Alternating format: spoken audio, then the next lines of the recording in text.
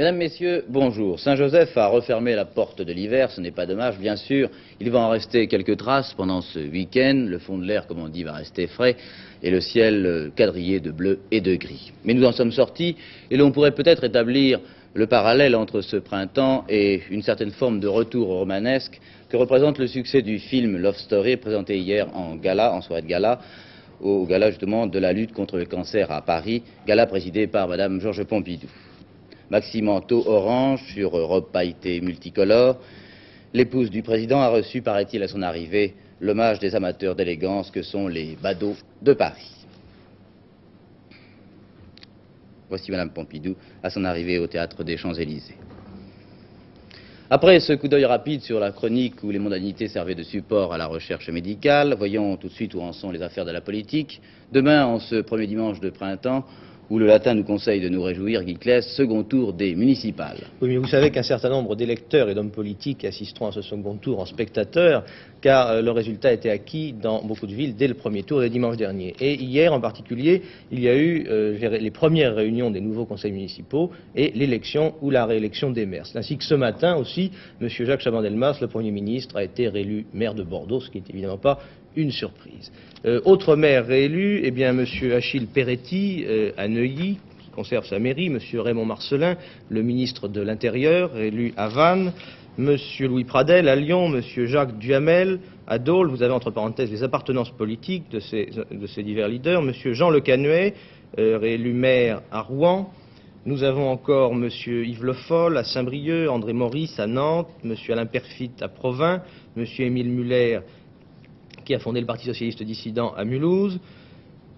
Tous ces maires donc sont des maires réélus, il n'y a pas de changement dans ces municipalités. En revanche, il y a eu aussi quelques nouvelles élections hier, en particulier à Dijon, celle de M. Robert Poujade, UDR, l'ancienne mairie était aux Républicains indépendants, M. Jacques Limousin, secrétaire d'État chargé de la relation avec le Parlement, UDR à Castres, l'ancienne mairie détenue par un radical, M. Daniel Benoît, socialiste à Nevers, qui prend la mairie à l'UDR, et M. Esquirol à Agen, à la tête d'une liste de gauche unie. L'ancienne mairie était tenue par un radical allié à des modérés. Pour le deuxième tour de demain, eh bien, il y a trois inconnus, je crois qu'on peut le dire. L'attitude des électeurs de gauche, d'abord, est-ce qu'ils suivront partout les consignes de désistement réciproque appliquées par les listes, mais est-ce que les électeurs, au moment de voter, suivront les consignes de leur parti? C'est à voir, et cela peut influer sur des résultats comme celui de Toulouse ou celui de Lille, vous le savez. Les mêmes problèmes pour certains électeurs de la majorité, dans le cas où on leur a demandé de se retirer au profit de maires qui ne sont pas spécialement favorables à la majorité, comme à Arles, on leur demande de voter pour un socialiste contre le communiste sortant, et le tête de liste UDR, que Paris a en quelque sorte obligé à se retirer, a même démissionné de l'UDR aujourd'hui. Il arrive aussi que des socialistes soient en désaccord. Ainsi, M. Christian Pinault démissionne de la Fédération socialiste de la Sarthe parce que les socialistes, au Mans, ne veulent pas se désister pour le communisme, ils les ont simplement retirés. Je vous rappelle les conditions de vote. Enfin, la troisième inconnue, bien sûr, c'est les abstentionnistes. Je vous rappelle les conditions de vote. C'est comme dimanche dernier, ouverture à 8h, fermeture à 18h presque partout, mais à 19h et à 20h dans certaines villes. Je vous rappelle aussi que même si vous n'avez pas voté au premier tour, vous avez parfaitement le droit de ne pas vous abstenir au second et donc d'aller voter. Enfin, je vous signale que demain, nous rendrons compte des élections. À partir de 20h15 et jusqu'à 20h45, nous vous donnerons les résultats, je pense presque tous les résultats, car nous en aurons beaucoup déjà à cette heure-là, et nous serons en duplex avec Lille, Toulouse et Grenoble. Ensuite viendra un film, Allez France d'ailleurs, et derrière ce film, à 22h15, nous commencerons une série de débats, de tribunes, et bien sûr aussi nous donnerons les derniers résultats. Donc rendez-vous à partir de 20h15 demain. Affaires françaises toujours, d'abord les chiffres de l'emploi en février, d'après le ministère du Travail. Légère amélioration en février, le chiffre des sans-emploi se stabilisant à 320 000 personnes en raison, estime le ministère, de l'action progressive de l'Agence nationale pour l'emploi. À cela, on peut ajouter une statistique de l'Institut national des études démographiques. Elle montre le mouvement des emplois dans la population active en France. Depuis 25 ans, voici ces chiffres. Je vous rappelle que le secteur primaire comprend l'agriculture, les mines, la pêche, en somme tout ce qui produit des matières premières. Le secteur secondaire, c'est l'industrie, la transformation, et le tertiaire, ce sont les services, le commerce. Fin aujourd'hui de la grève des animateurs professionnels, ils sont 6 000 en France, ils travaillent dans les maisons de la culture, les foyers de jeunes travailleurs et les centres sociaux. Ils veulent obtenir une meilleure garantie de l'emploi et pouvoir conserver leur liberté politique vis-à-vis de leurs employeurs. L'université scientifique d'Anna, près de Lille, est fermée pour 48 heures à la suite des bagarres qui ont opposé policiers et étudiants qui protestent contre l'expulsion d'un étudiant palestinien. Celui-ci est accusé de faire beaucoup de politique et pas beaucoup d'études. Pas d'image car les manifestants ont cassé la voiture de reportage. Alain Guyonnet, le lycéen de Jean-Baptiste C, accusé de coups et blessures sur un autre lycéen, a été libéré sur décision du juge d'instruction. Le magistrat a pris cette décision, d'autant qu'il n'y avait pas d'opposition du côté du parquet comme du côté des trois parties civiles. Enfin, demain, je vous le signale, journée mondiale contre le racisme organisée par les Nations Unies. Et à cette occasion, Francis Mercury a demandé au philosophe Jacques Madol quelle était sa définition du racisme. Alors le racisme, ça consiste à détester, à haïr la différence. Pourquoi? Par crainte? Par peur? Simplement parce qu'on préfère être entre soi. Toutes les organisations fermées, tous les groupements de gens qui veulent être simplement entre eux, recèlent une certaine tendance au racisme. Et dans un monde comme le monde actuel, qui est à la fois de plus en plus petit et de plus en plus peuplé, où par conséquent les races ne cessent de se mélanger, il est indispensable que les hommes apprennent à cohabiter les uns avec les autres et par conséquent repoussent toute espèce de racisme. Alors, cette journée du 21 contre le racisme, la discrimination raciale, évidemment, ça peut paraître important, mais est-ce que ce n'est pas un peu naïf de croire qu'une journée peut être utile à lutter contre cette tendance générale? Sans doute, mais je crois que cette journée ne doit pas être un but en elle-même, mais doit être un point de départ. Et que nous devons apprendre, réfléchir au cours de cette journée au fait que des hommes différents sont appelés à se coudoyer de plus en plus, sont appelés à collaborer de plus en plus fréquemment, et que par conséquent, nous devons non seulement ne pas les détester, mais les accepter et les aimer jusque dans leurs différences. Parce qu'après tout, la richesse de l'humanité tient précisément aux innombrables différences qu'elle présente. Je comparerai volontiers l'humanité à un grand concert dont l'harmonie ne serait pas ce qu'elle est, n'aurait pas toute la richesse qu'on aime en elle, s'il y avait tous ces timbres différents. Il ne faut pas vouloir que ce soit le même timbre. Et par conséquent, je dirais que pour lutter contre le racisme, il faut accepter l'autre. Maintenant, les affaires de l'étranger, le Laos d'abord. Les Sud-Vietnamiens continuent de se replier vers leurs frontières. Ils sont harcelés par les Nord-Vietnamiens dont les bombardements d'artillerie intenses ont provoqué, vous le savez, l'évacuation des bases Lolo, Brown et cette nuit, la base de Luoy a été évacuée. Elle est à environ 7 km de la frontière sud-vietnamienne. Au Vietnam, d'autre part, les bases américaines de Khe Sanh et de Cam Ranh sont elles-mêmes harcelées depuis plusieurs heures par les Nord-Vietnamiens. À Khe Sanh, c'est un véritable siège que semblent préparer les troupes du général Giap. Voici. Proche-Orient, le président Nixon n'a pas l'intention de recevoir M. Abba Eban, le ministre israélien des Affaires étrangères. Nous défendrons seuls, si c'est nécessaire, les territoires occupés, a dit M. Abba Eban hier. Les divergences entre Washington et Jérusalem subsistent.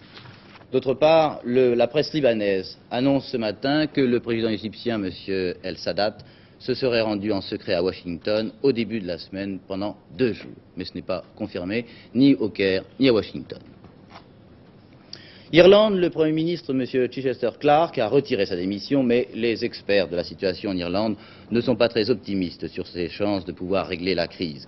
À cela s'ajoute le fait que les 8 députés irlandais protestants, les unionistes, menacent de quitter le groupe parlementaire conservateur à Londres, ce qui met en danger la majorité de M. Heath. En Italie, le prince Borghese s'est peut-être réfugié en Espagne. En tout cas, 4 mandats d'arrêt ont été lancés hier à Rome contre des personnalités d'extrême droite. On les soupçonne, preuve à l'appui, d'avoir voulu tenter un coup d'État dans la nuit du 7 au 8 décembre dernier. Enfin, décidément, le Pérou semble être la terre des catastrophes. Encore un glissement de terrain, cette fois près de Chuncar, dans les Andes. Tremblement de terre plus glissement de terrain. Pour l'instant, 1100 morts. La région est totalement isolée. En mai dernier, rappelez-vous, le dernier tremblement de terre au Pérou avait fait 50 000 morts. Voici l'endroit où s'est produit ce tremblement de terre. Les sports maintenant, Michel Drucker, un week-end classique, football, rugby, mais d'abord une performance assez intéressante en saut à la perche aux États-Unis. Oui, en effet, à Cleveland, dans l'Ohio, hier soir aux États-Unis, le Suédois Isaacson a franchi 5,41 m à la perche, ce qui constitue la meilleure performance mondiale indoor. Le Suédois a donc repris son bien que l'Allemand Norvig lui avait ravi il y a 5 jours, peut-être vous vous en souvenez, avec 5,40 m. En France, rugby et football, en effet, sont des sports classiques qui vont se partager la vedette de ce dernier week-end de l'hiver. Rugby avec les 8e de finale du championnat, qui ont lieu 8 jours avant France-Galles, c'est important. Football avec la 25e journée du championnat. En rugby, 3 matchs des 8e de finale s'annoncent passionnants. Narbonne-Toulon, Agen-la-Voulte, Bègle-Dax.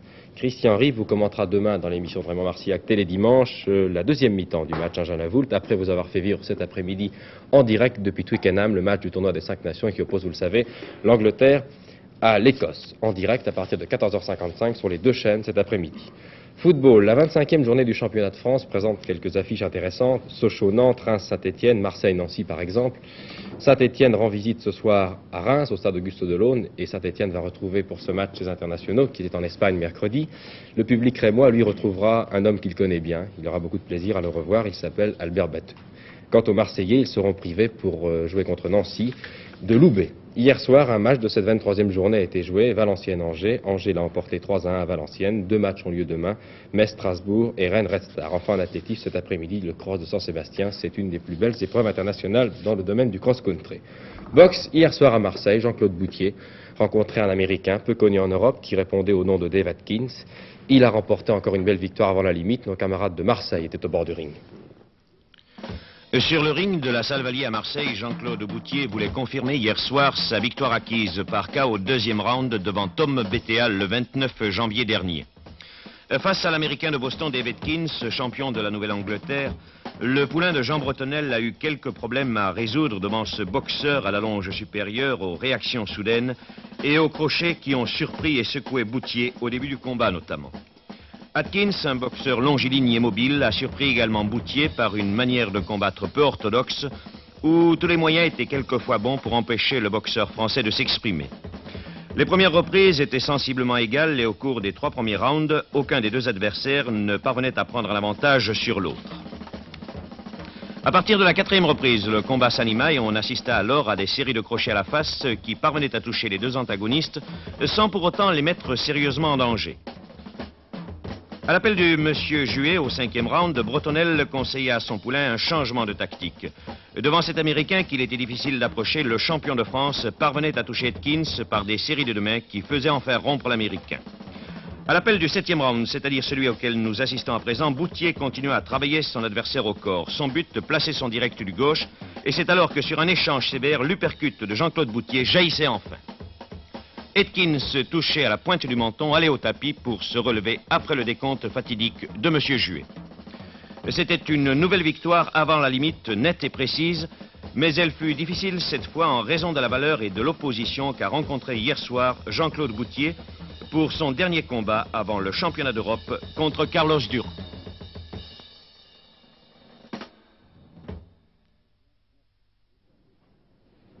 Jean-Claude Jouan, merci. Le tiercé maintenant, 25 partants au prix hypothèse de main à Hauteuil, handicap de 3600 mètres sur les haies. Un seul forfait, Woden Star ne prendra pas part à la course. Solomon, Dadou, Lunicro, Zelbeck, ce seront les favoris dans cette épreuve. Hebdo Loisirs maintenant, pour la première page tournée par Jean Lanzy, le sourire à travers les âges.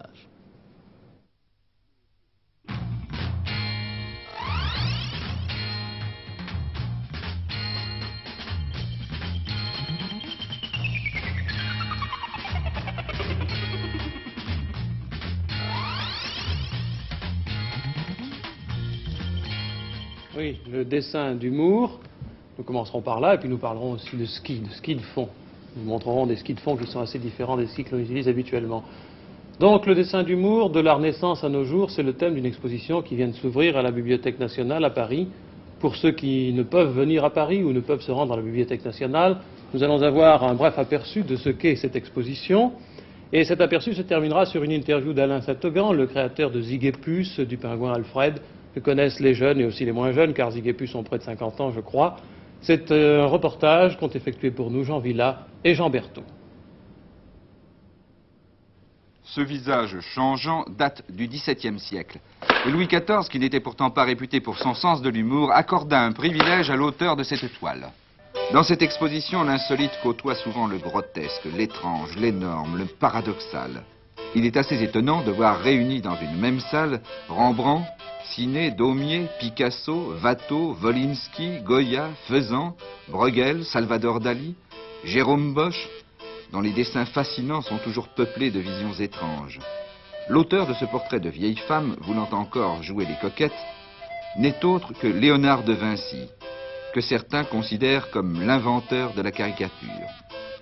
Ce sont 73 peintres ou dessinateurs qui nous plongent dans un univers déconcertant, qui va de l'humour surréaliste à l'humour noir, en passant par l'humour politique, l'absurde, le poétique, le caricatural et l'humour tout court, indéfinissable. Qu'est-ce qui fait rire chez Bosc?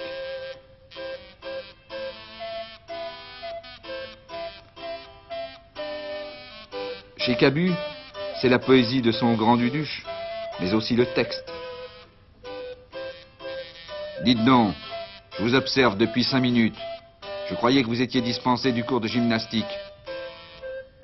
Oui, mais je ne suis pas dispensé de faire ma toilette quand même.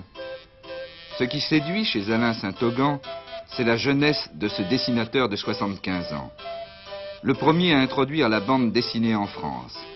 Le père des fameux Zig et Puce.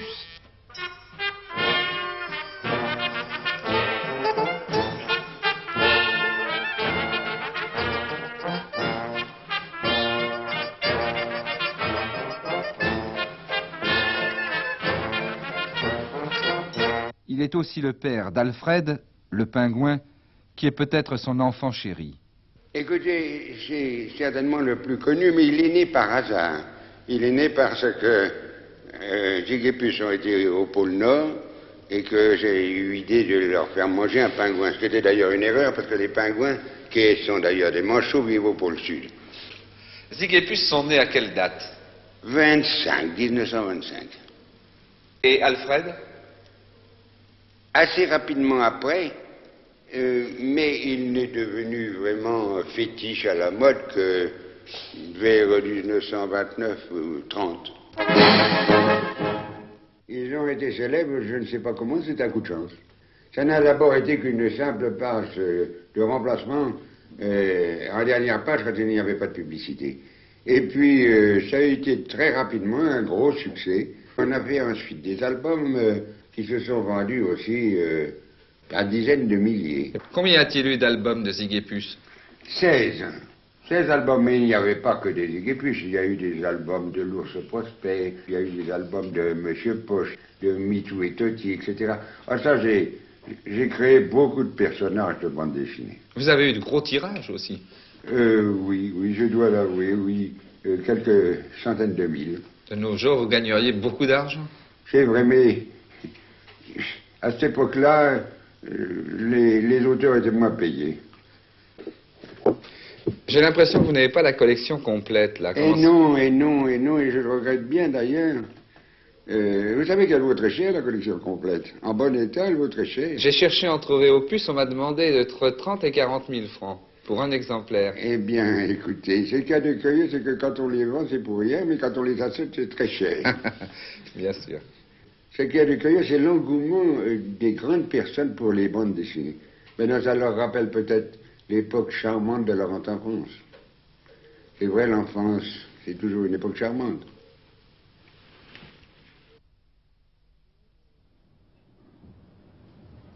Nature, détente, promenade et sport, tout cela réuni dans une forme de ski qui nous vient du Nord et que Jean-Paul Sauté nous apprend à mieux connaître.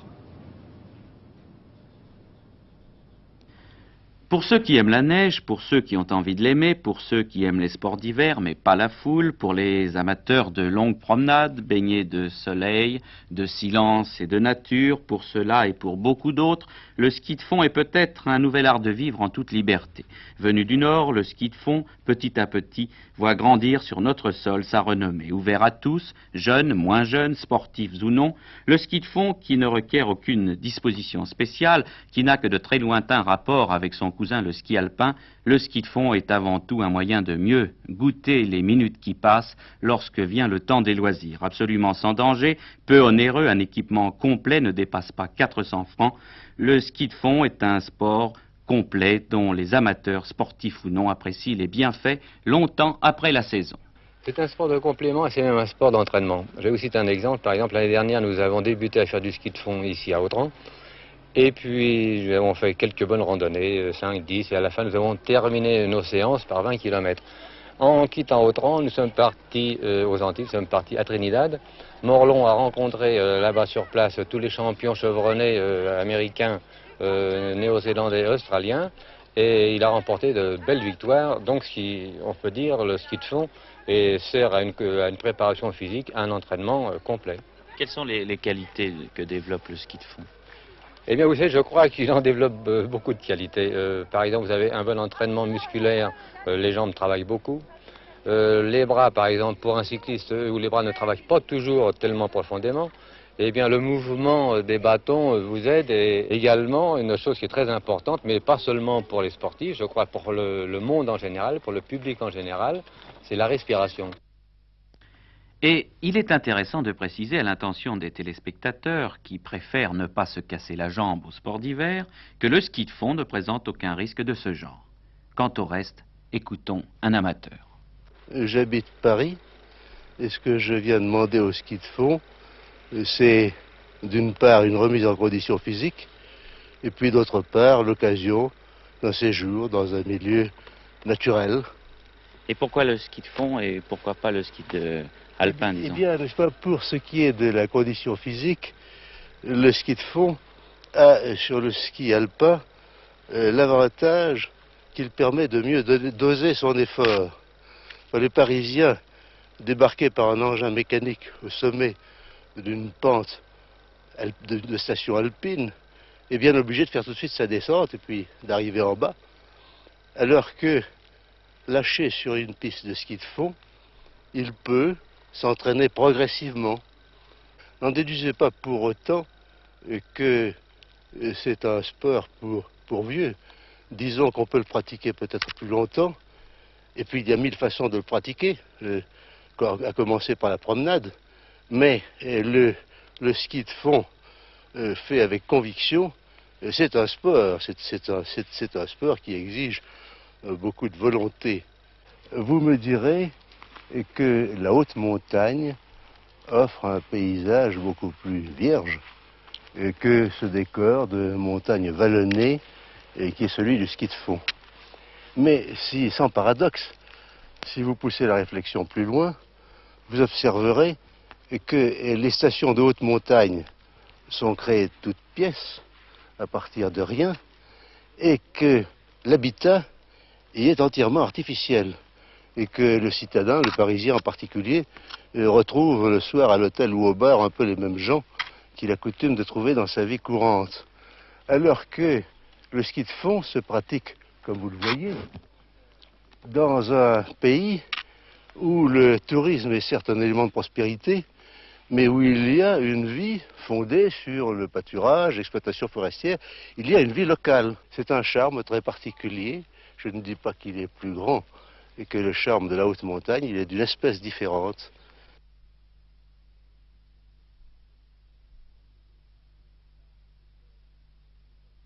Il semble que le ski de fond, par ses efforts, les efforts modérés qu'il demande, mais sur une longue durée, permettent de travailler ce que l'on appelle l'endurance.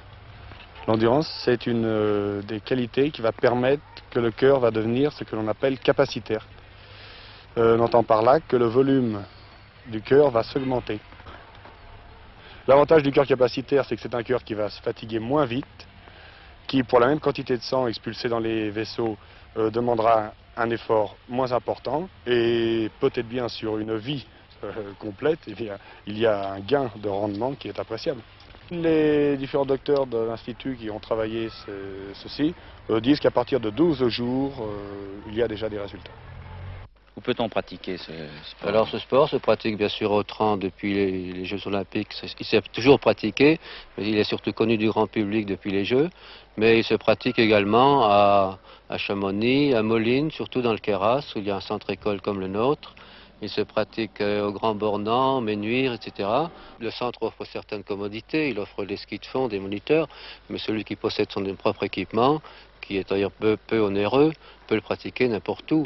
Et d'ailleurs, c'est un ski qui devrait se pratiquer beaucoup plus, en particulier dans des régions dans lesquelles jusqu'à présent on ne faisait pas de ski parce qu'il n'y a pas d'animateurs, sans doute. Il suffit qu'il y ait des animateurs et des investissements extrêmement réduits, puisqu'il suffit d'avoir un foyer de fond, quelques skis, quelques paires de skis pour commencer, et tracer une piste, et ça part comme ça. C'est comme ça que c'est parti pratiquement au Autrans aussi. Et où pourrait-on pratiquer ce... Alors ceci pourrait se faire dans des régions comme la Lozère, comme la Corrèze, comme le Morvan, des pays légèrement vallonnés qui n'ont pas assez de relief pour pratiquer le ski alpin, mais qui seraient certainement très bien pour pratiquer le ski de fond. Est-ce qu'il faut beaucoup de neige pour le ski Il n'y a pas nordique? besoin d'énormément de neige, il suffit qu'il y ait 10 à 15 cm suivant la nature du sol, et que c'est suffisant pour faire le ski de fond.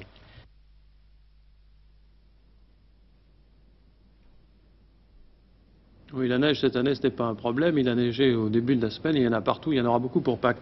Je voudrais essayer de vous expliquer la légèreté de ces skieurs de fond que vous avez vus à l'image, en vous montrant combien un ski de fond avec sa chaussure est léger, à peu près 3 fois plus léger que le ski normal que vous avez ici en comparaison avec la chaussure bien prise, bien fixée, la cheville bien tenue dans un harnachement très épais, alors que le ski de fond, c'est pratiquement une chaussure de cycliste un petit peu renforcée, attachée seulement vers l'avant.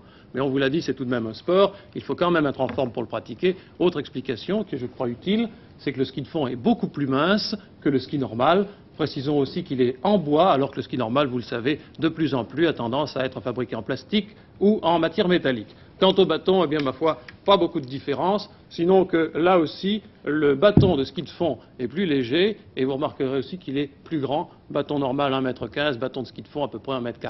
Voilà, vous savez à peu près tout sur le ski de fond. Le ski alpin, vous connaissiez. À vous de choisir maintenant. Merci de votre attention. Dernier télégramme avant de refermer cette édition. Le prince Charles, vous savez, fait un stage dans la RAF et vient de se faire rappeler à l'ordre par le Conseil britannique de sécurité. Le prince, en effet, oublie toujours systématiquement de mettre ses pinces à vélo lorsqu'il se déplace à bicyclette le long des pistes d'envol. Le rapport dit négligence très dangereuse et déplorable. Merci de votre attention. Bonne journée.